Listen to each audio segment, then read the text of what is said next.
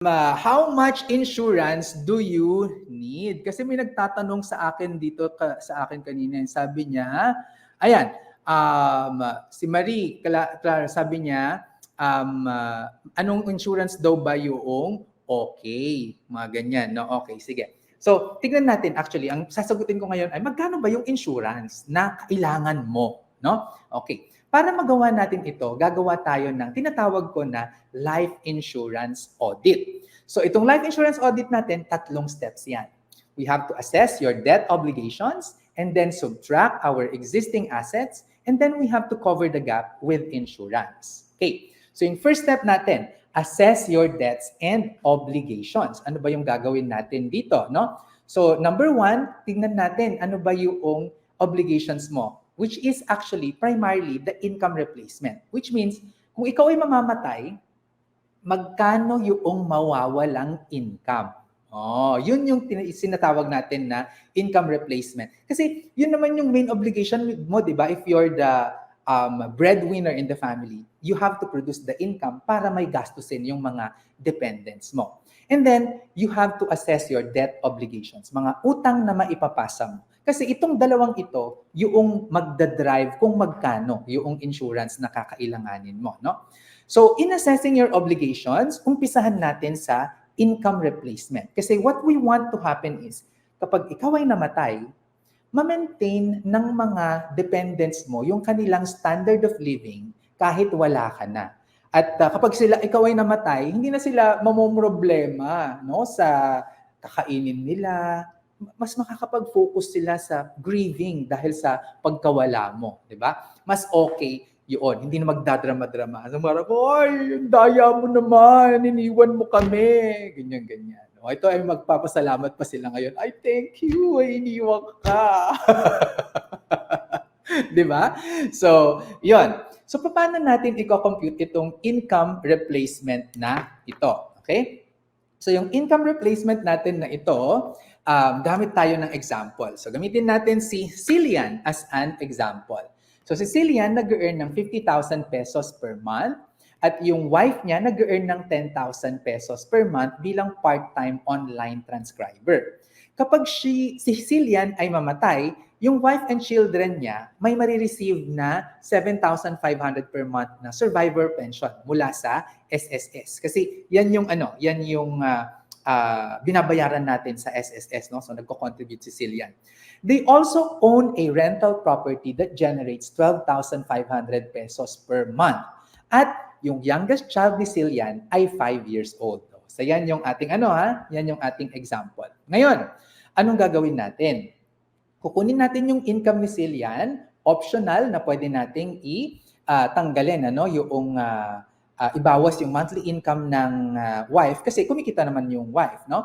Tapos yung survivor pension, tatanggalin din natin dyan sa monthly income niya, pati yung rental property kasi source of income yun eh.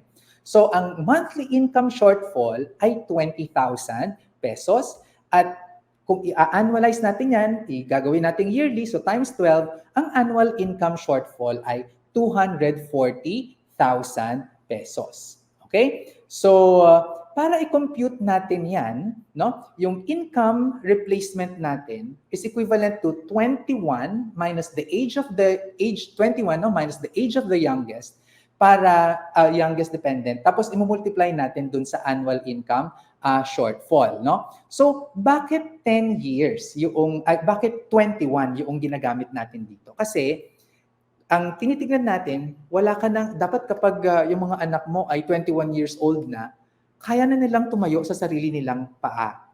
Sabihin ko nga, you failed as a parent kung hindi kayang tumayo ng anak mo sa sarili niyang paa kapag 21 na siya. O, di ba? Ayun. So, tapos, isusubtract natin yung age ng youngest. Kung ano yung matitira, ibig sabihin, yan yung number of years kung saan mayroon pang dependent itong si Cillian, no, ang ating example. So, pero may caveat tayo dyan, no? Ang maximum na pwede natin na ilagay na income replacement ay 10 years, no? Matagal na panahon na yun. Siguro naman sa isang dekada ay makarecover na, no, yung family at kaya na rin nilang tumayo sa sariling paa at hindi nakakailanganin yung pera pa, no? Or yung buong 10 years ng annual income na yan, kapag kasi inilagay mo yan sa isang sa isang investment, let's say sa MP2, tapos kumikita ng 7% per annum, that would be roughly equivalent to the amount they need every year na income replacement. So hindi mawawala yung corpus, no? There's also option to subtract the annual income of your spouse if they have source of income. Pero kung ayaw mong ilagay, di wag mong ilagay. In our case, dinagdag na inalis natin, no, yun sa income nung wife niya. Okay? So, from our example, no, ang annual income shortfall kay Cillian ay 240,000 pesos. Ang income replacement ay 21, no? 21 minus 5 years old, kasi 5 years old yung youngest na child ni Cillian. 21 minus 5 equals 16. Okay? So, gagamitin ba natin yung 16 na yan? Hindi. Kasi sabi nga natin, maximum 10. Ano? So, maximum 10 years yung gagawin natin. Okay? So, with this, no? So, yung 240,000 na annual shortfall, i-multiply natin by 10 years. So in total, ang income replacement to be covered by insurance should be about 2.4 million pesos. Okay? Option din na idagdag yung education cost ng inyong anak, lalo na kapag sila ay, kapag sila ay, kung sila ay magka-college. Okay? Idagdag na rin yung funeral and burial costs and other financial obligations that you deem necessary. Okay? So sa example natin kanina, no, na income replacement na 2.4 million pesos, idagdag natin 1 million pesos siguro for the educational cost of the children, and then burial funeral cost 500,000. So ang total ng cost of obligations, which is the income replacement and the tinitignan natin and other things, yung obligations niya ay 3.9 million pesos. Okay, so pupunta naman tayo ngayon dun sa utang. Assess natin yung debt, no?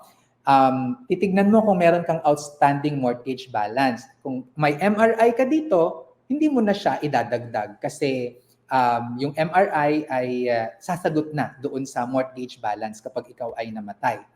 Personal loans or car loans and credit card debt. So idadagdag natin yan kung yan ay may collateral. No? Ibig sabihin may mareremata. Pero kung wala naman, hindi na natin lalagay kasi ira-write off na lang yan ng financial institution.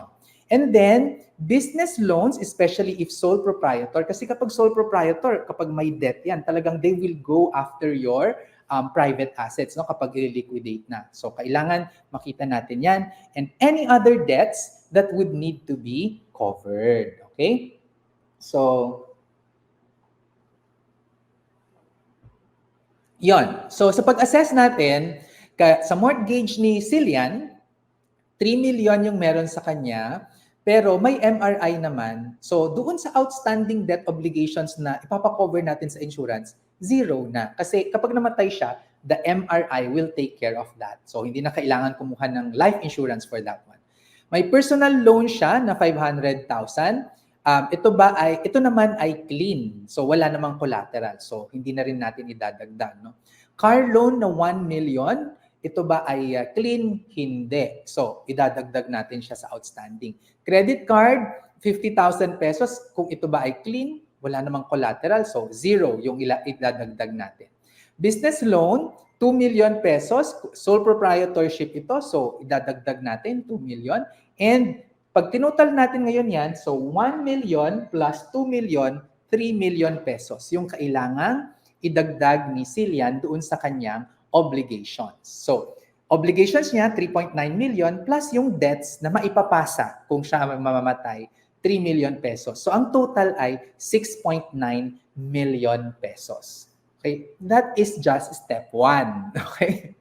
Step 2, isubtract natin yung ating existing assets. No? From that, isusubtract natin yung obligations, yung assets natin from that obligations and debts. Okay? So, assets are items that could help the dependent cope with the financial loss. So, liquid assets, yun pa rin yung best kasi easily convertible to cash yan. No? So, for example, si Cillian, may asset siya na Pag-ibig MP2, 500,000, i-include natin yung asset na yan. No? Yung business asset niya, for example, ay 3 million, pwedeng ang ilagay lang natin na i-recognize natin doon ay 2 million. Kasi baka pag binenta natin yung business, hindi naman natin ma-recover yung buong 3 million. So, para lang conservative. Ganon din sa land, no? 1 million, baka mabenta lang natin ng 500,000. Mas maganda nang maging conservative. May memorial plan siya na binayaran niya ng 50,000, pero ang benefit na makukuha niya worth 250,000. So, yun yung ilalagay natin, no? So, ang total assets to be included ay 5,250,000. Okay? So, yan yung step 2 natin.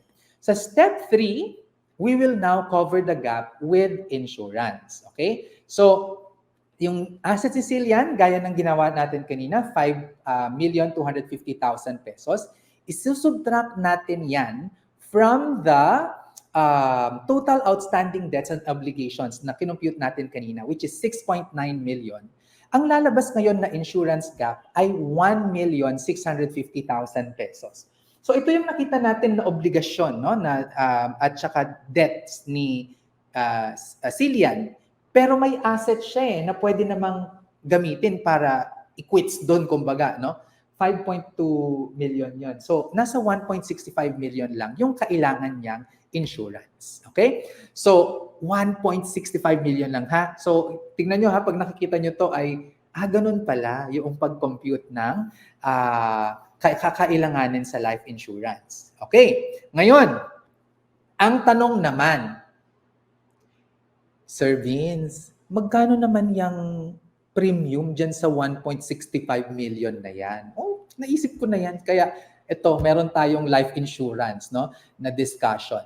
So, una, turuan ko muna kayo, ha, sa ating budgeting rule, ano ba yung budget natin for insurance? Sa ating 5-15-20-60 budgeting rule, ang maximum dyan na gagastusin natin para sa insurance should be 5% of our income.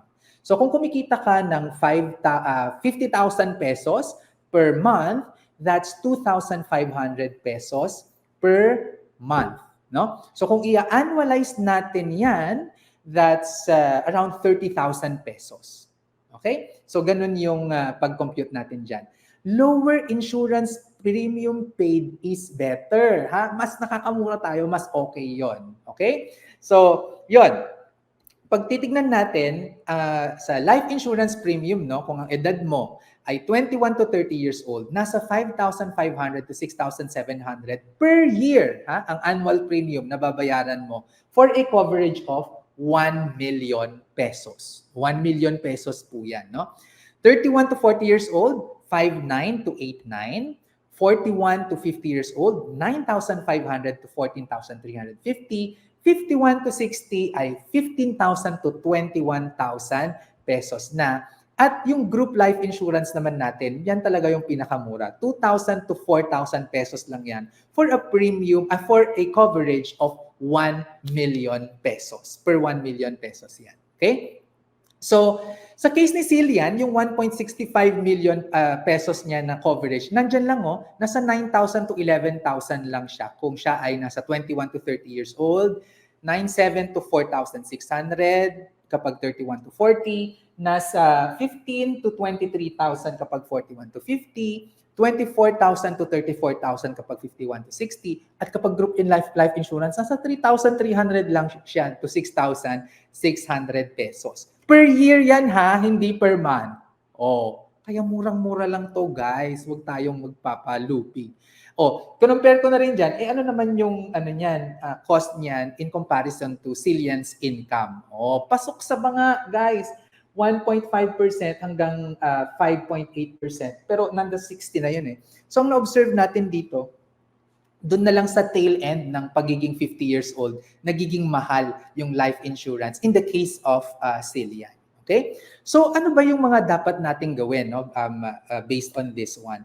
Kailangan i-review talaga natin yung ating mga insurance policies. So, i-gather natin lang lahat ng ating documents, life, health, auto, property, at i-examine natin yung policies at intindihin natin kung ano yung mga nakalagay dyan na coverage, ano yung limits, ano yung exclusions, no? Tapos, mag-compare tayo ng mga insurance premiums. Shop around and compare prices, no? And kailangan i-check din natin ang ating beneficiaries dahil kailangan updated yan. At ang tip ko lang dyan, no, sa nakita natin kanina, di ba? Yung group insurance ay mura. So, sumali na tayo sa group insurance para mura. Tapos, pero usually kasi limited lang yan, mga 1 million, 2 million pesos lang. Tapos, ang gawin na natin, yung kulang doon sa 2 million pesos na yaan, ay, kunwari, ang nakuha mo na group insurance ay 1 million, nakasali ka doon. Eh, ikaw si Cecilian, 1.65. Di 650,000 na lang yung kailangan mong i-cover. And then, check your insurance benefits from your company also. Tapos, isubtract mo yun. Kasi, sayang din yun, di ba? Habang nandun ka sa kanila, covered ka nun. So, yun. And, of course, you have to remember always, insurance should be affordable at ang maximum dyan ay dapat 5% of your income for premium payments. Okay? So, yan po yung ano natin, no? At ang observation ko nga, yung insurance premium talaga, it increases as you age.